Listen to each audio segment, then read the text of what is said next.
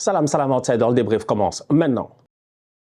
Liverpool remporte son premier trophée de la saison en gagnant aujourd'hui 1-0 face à Chelsea dans cette finale de Carabao Cup. Franchement, on va être très sérieux. Il y avait deux scénarios possibles dans ce match-là. Soit Chelsea allait réussir un temps soit peu, parce que c'est assez compliqué d'essayer de sauver sa saison. Nous tous, on sait que cette équipe de Chelsea-là, depuis le début de la saison, elle peine à s'en sortir. Cependant, elle a énormément de blessés, mais c'est pas aujourd'hui que ça a commencé. La saison passée, elle a été compliquée. Ils ont eu des changements de coach, des changements de direction. Ted Boehly est arrivé. Il y a eu pas mal de choses quand même qui, à mon humble avis, ont fait de telle sorte que Chelsea est devenu un environnement instable. Cependant, quand tu vois le match qu'a fait aujourd'hui Chelsea face à Liverpool, même si Liverpool avait des blessés, même s'il y a eu des problèmes d'arbitrage, de VAR et tout cela, j'ai envie de dire que Chelsea peut garder l'espoir.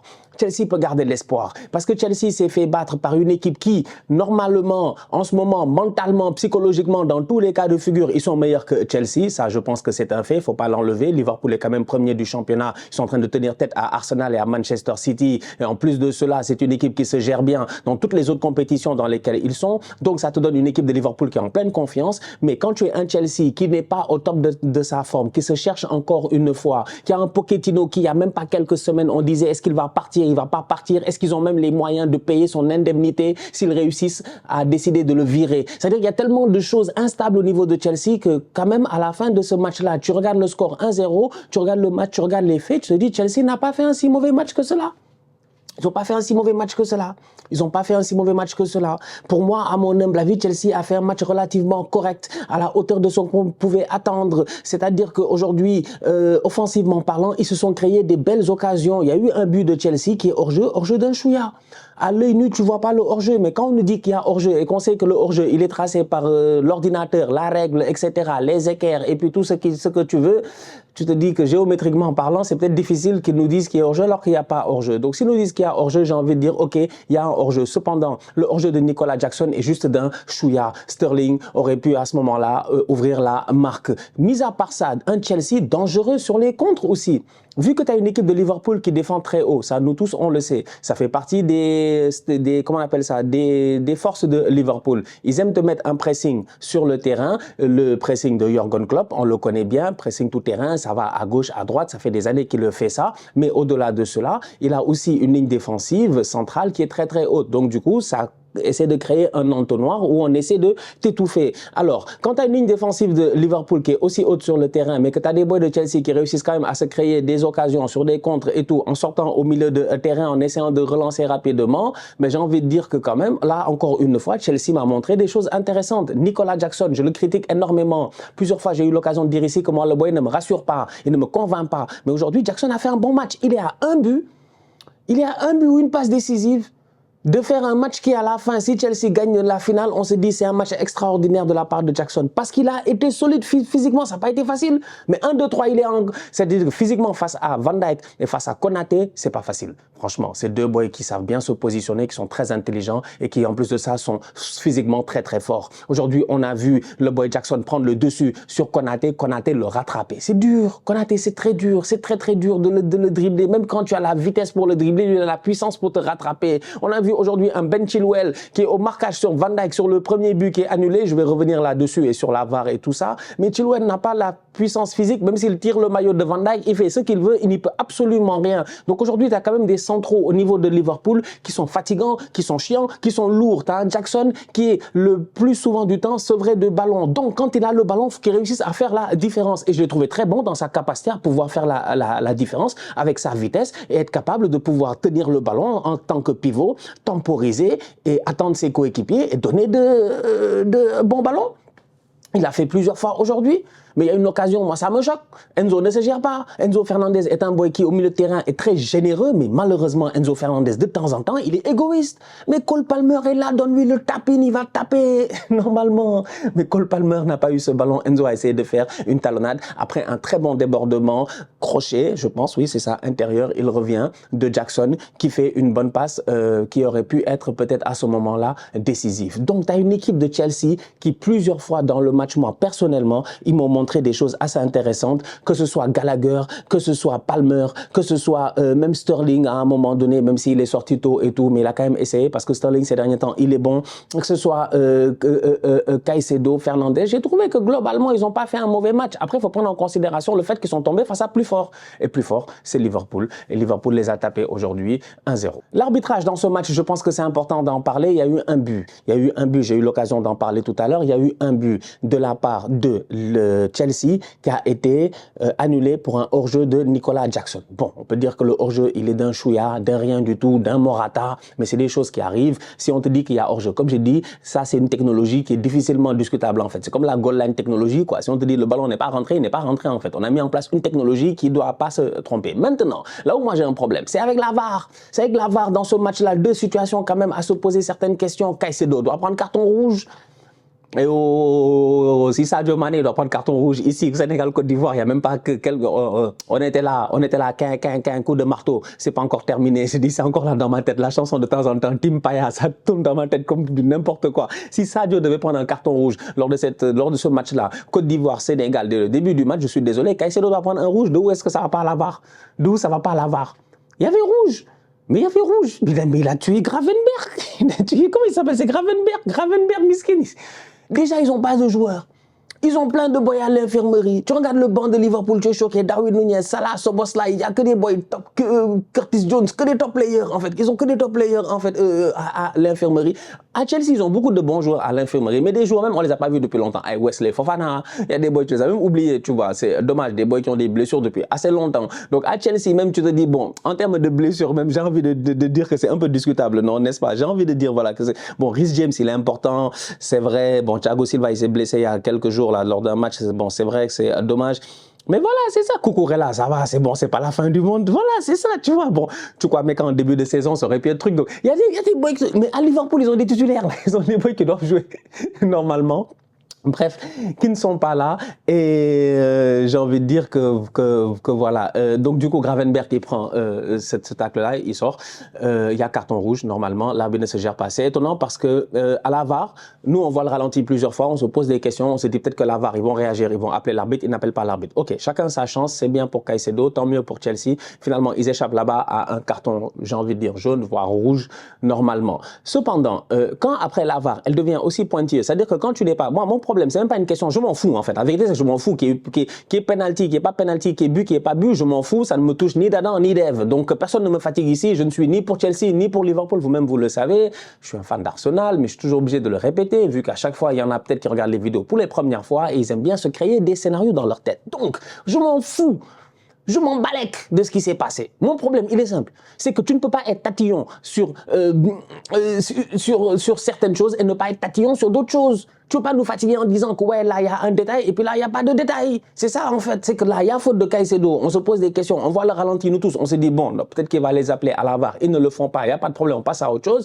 Il y a but de Van Dijk. OK, d'accord. On regarde Van Dijk. Est-ce que lui, il est hors jeu? Non. Le centre, il est bon. Ouais. Est-ce qu'il y a une faute, grosse faute flagrante, machin, etc.? Non. Mais on nous a sorti la faute que quand tu regardes, tu te dis, oui, c'est vrai. C'est pour cela que je dis que moi, je m'en fous. Mais mon seul problème, c'est une question d'être... C'est-à-dire que si tu es aussi picky, si tu es dit, moi, je veux ça, ou juste ça, et juste ça, il faut que tu le sois sur tout le match. Donc là, il ne faut pas qu'ils se foutent de nous, quoi. Parce que nous tous, même sur le terrain, les gars ne se sont pas plaints. Même sur le terrain, je n'ai pas vu un boy se plaindre d'une manière outrageuse en disant, ouais, il y a faute, il y a machin, etc. Les gars, tout le monde a accepté le but. Van Dijk, il a eu le temps de célébrer, de faire ses machins, de saluer le public, de faire le malin, de tout ça, de flex comme il a fait en fin de match. Il a eu le temps de faire tout ce qu'il voulait. OK, le ballon, il est rentré. Mais à la VAR, il y a un frérot, il est venu, lui, il a trouvé la faute que nous tous, on n'avait pas vue. Alors qu'il y en a des fautes que nous, on voit durant le match, mais eux, ils ne les voient pas. Je ne comprends pas, c'est juste ça, moi, qui me perd. Je ne comprends pas. Mais effectivement, il y a Endo et hors-jeu. En fait, quand tu y penses froidement, et que tu prends le texte tel qu'il est, tu prends le texte, ça fait mal des fois, mais le texte, il est comme ça. Mais Endo, il est hors-jeu. Et vu qu'il empêche Colwill d'aller au marquage sur Van Dijk et ce qui laisse Chilwell tout seul avec Van Dijk, ben Endo fait action de jeu. Donc, du coup, il n'y a pas but. C'est simple, hein, c'est très simple. C'est juste qu'on ne l'a pas vu à l'œil nu. Au ralenti même, on n'est pas sûr de le voir. C'est la VAR qui avertit l'arbitre pour lui dire qu'il y a un problème et qu'à partir de ce moment-là, il va le voir. Alors que dans le match, il se passe des choses et l'arbitre ne va pas voir. Bref, pour moi, c'était ça un peu l'arbitrage. Quelques points qui m'ont un peu quand même choqué. L'arbitrage en première ligue doit se gérer. Chaque semaine, on dit la même chose, c'est compliqué. Mais aujourd'hui, je pense que voilà, il s'est passé quelques petits trucs, mais ça n'a pas forcément tué le match en tant que tel. J'ai envie de saluer les deux gardiens, Kelleher et puis Petrovic, qui ont fait tous les deux un très très bon match. Franchement, 0-0, ça aurait pu aller au penalty. Si ce n'était pas eux, ils ont fait des superbes arrêts, ils ont été au top. Au niveau de Liverpool, j'ai envie de saluer quand même collectivement cette équipe de Liverpool-là, parce que mentalement parlant, depuis que Jürgen Klopp a dit qu'il part, moi ça m'inquiète. Il y en a, ils disent, ouais, non, la pression, il n'y a pas de pression en fait. Il part, ils vont tout gagner. C'est simple. Ils partent, ils vont tout gagner. En tout cas, ils vont essayer de tout donner pour essayer d'aller chercher le maximum possible, en fait. Et je pense que Liverpool est capable de le faire cette saison. En championnat, ils sont bien partis. Ils ont déjà une Cup. Ils sont encore en Europa League. Je pense qu'en FA Cup, ils sont toujours là. Si je ne me trompe pas, ils ont les possibilités de faire un quadruplé. Et ça se voit sur le terrain parce qu'aujourd'hui, j'ai vu plein de jeunes déterminés. Quand tu as autant de joueurs importants, des titulaires indiscutables qui ne sont pas là et que tu as des jeunes comme... Harvey Elliott qui prend ses responsabilités, le petit Dance qui est rentré, Clark qui est rentré, comment il s'appelle, McConnell qui est rentré. C'est-à-dire que quand tu vois tous ces petits-là, Kwanzaa, hein, bon, Kwanzaa on le connaît un peu plus, mais quand tu vois tous ces boys-là qui rentrent, c'est à féliciter parce qu'ils ont fait leur boulot, ils ont été très bons sur le terrain, ils ont amené leur pierre à l'édifice aujourd'hui. C'est une équipe de Liverpool qui est sur une transition aussi en termes de joueurs, de pas mal de choses, même de système. Tu vois, on voit de temps en temps quand Trent il est là, on le voit au milieu de terrain depuis maintenant plus de 6 mois, 7 mois. Donc il y a pas mal de choses qui sont faites au niveau de Liverpool et aujourd'hui sur le terrain, ils ont paru très sereins avec un Luis Diaz exceptionnel, franchement exceptionnel. Luis Diaz, lui, il est sur le côté, il court, Luis, il court, il est dangereux, il trace, tu vois qu'on dit sur lui en fait, lui, c'est vraiment... C'est l'explosivité même. C'est comme quand tu joues à FIFA. C'est un ailier explosif. Tu peux compter sur Luis Diaz. Il a fait son match aujourd'hui. Il a été excellent. En fin de rencontre, il est cramé. C'est normal. Après tout ce qu'il a donné. Tu peux compter sur Gakpo aussi, qui malheureusement, je pense, touche le poteau à un moment donné sur une tête décroisée. Super sans Andy Robertson. Encore une fois, Robertson, il est en train de nous montrer à quel point il est fort. Oui, ils avaient manqué Robertson. Les Tsimikas, tout ça là, c'est bien, c'est pas efficace. C'est Robertson qu'il faut. C'est pas Tsimikas, c'est dans... Si tu veux être efficace, c'est Robertson qu'il faut. Il est exceptionnel, le Robertson. Sur le côté gauche aujourd'hui, il a fait un très très grand match. Endo, au milieu de terrain, il est en train de montrer que si on lui demande de faire ses tâches, il va les faire. Faut pas lui demander beaucoup trop de choses, mais en tout cas, les tâches qu'il doit faire défensivement, il les fait bien. Il a été bon. McAllister a fait son match aussi, malgré l'intensité et tout ça. Il y avait beaucoup d'agressivité au niveau de Chelsea, surtout Caicedo. Caicedo est chaud. Caicedo, calme-toi. 1, 2, 3, Caicedo, tu as peur pour lui, tu as dit ouais, je vais prendre un carton rouge ou un truc. Mais même malgré ça, j'ai trouvé les McAllister, tout, ils ont tenu à cette intensité-là que Chelsea a mise au milieu de terrain. Globalement parlant, moi j'ai trouvé une belle équipe de Liverpool qui a bien joué son match. Ça n'a pas été simple, c'est vrai, ils ont eu peut-être un peu de peine pour se créer de temps en temps des occasions, mais ils en ont eu quand même des occasions. Le ballon aurait pu rentrer si ce n'était un Petrovic qui avait à la fois aussi de la baraka de temps en temps, mais aussi qui a été très bon.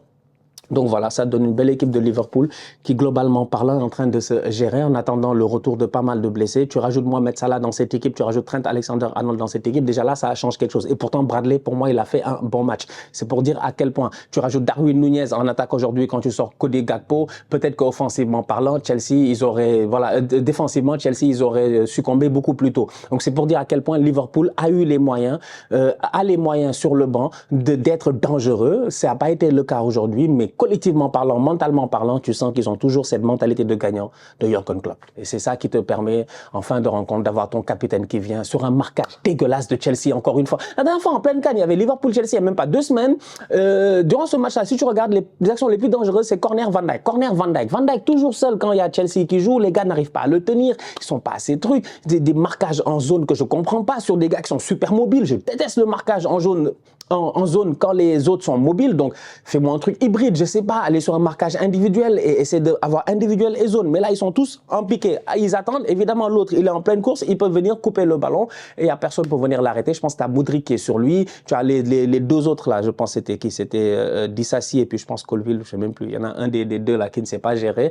C'est dommage. C'est dommage parce que c'est pas la première fois en même pas 2 semaines que Van Dijk, je pense qu'il y a eu sur 5 corners, peut-être sur les 2 derniers matchs qu'ils ont joué ensemble, en même pas 2 semaines, Van Dijk a dû avoir avoir 3-4 têtes décisives. C'est pas normal.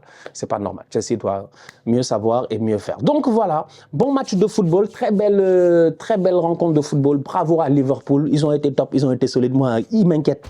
Ils m'inquiètent. Kelleher, là, il a fait un match. L'arrêt qu'il fait sur Cole Palmer, je pensais que c'était un but. Je me suis dit, c'est un but. Bra! Il fait arrête pas. Ah, ils sont bons, ils sont vraiment très bons. Elliott, très bon. Franchement, une belle équipe de Liverpool. Un très bon coach. Maintenant, Chelsea, je le dis et je répète encore une fois, il faut un peu plus de stabilité parce qu'il y a du talent dans cette équipe. Hein. Franchement, il y a du talent, quoi. Tu regardes Chelsea, tu dis, c'est vrai qu'ils sont nuls. Ils sont devenus nuls. En fait, la caméra s'est coupée. Il y avait plus de batterie. J'étais en train de dire quelque chose. Je disais, même s'ils sont très nuls, et puis après, voilà. Et donc, entre-temps, ça m'a pris 5 minutes, genre, changer la batterie, tout ça. Puis, il fallait que je règle un petit truc et tout. Donc, j'ai oublié, en fait, ce que je racontais. Mais je sais que je disais que Chelsea, ils sont très nuls. Mais qu'il y a quand même espoir. Faut garder espoir. Faut quand même garder espoir en cette équipe. Parce qu'il y a du talent. Franchement, il y a du talent. Ils sont juste tombés face à beaucoup plus fort, comme je dis. Collectivement, mentalement, tactiquement. Tout ce que tu veux, en fait. C'est que Liverpool, c'est une machine de guerre. Liverpool, tu sais qu'ils peuvent ramener même des gamins et ils vont te taper et tu n'y peux absolument rien. Et c'est ce que Klopp, il a fait un peu aujourd'hui. Il a amené une équipe qui était, j'ai envie de dire, clopin-clopant. Voilà, pour faire le jeu de mots. Une équipe de Klopp, clopin-clopante, mais qui avait des jeunes qui étaient très déterminés à vouloir essayer de gagner une place dans cette équipe. Donc, bravo à ces jeunes-là. Bravo aux deux acteurs qui nous ont donné une très, très belle finale entre Liverpool et Chelsea. D'un point de vue personnel, en tant que fan d'Arsenal, je ne vais pas vous mentir, ça m'arrange. Chelsea, ils allaient faire ici un titre, ils allaient nous fatiguer en disant « Ouais, même si on fait des saisons de tocard, on a quand même un titre. » Bon, c'est entre nous, dans le quartier, on se connaît. Comme ça, même si nous, Arsenal, on fait saison blanche. Ce qui est fort possible, connaissant mon équipe. Mais au moins, mes voisins à côté de l'Ouest, eux aussi, ils auront fait, je dis bien, saison blanche. Comme ça, on est tous à l'Ouest, tu vois. Comme ça, on perd tous le Nord. Tant mieux, c'est mieux comme ça. Liverpool de leur côté, c'est 1/4. On va voir. Maintenant, bonne chance à eux. On va voir ce que ça va donner. La famille, on se capte très bientôt pour une nouvelle vidéo. D'ici là, on continue à liker, on continue à partager. On s'abonne, on s'abonne, on s'abonne. On est ensemble, on reste en santé. C'est le plus important. Tous outsiders.